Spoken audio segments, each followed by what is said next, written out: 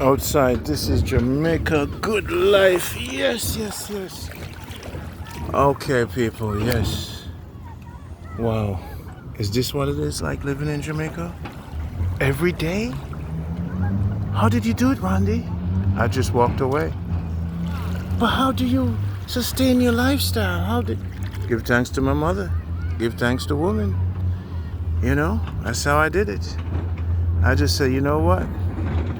31 years in New York City, I could go to Jamaica and start a business. So I started YouTube. And I stayed in the ghetto. And then from there, I started Jamaica Health Box. And from there, I survive. And all you need to do in Jamaica is to survive. You don't need...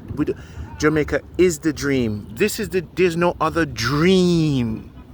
Are you guys getting this? There's no material that can replace this.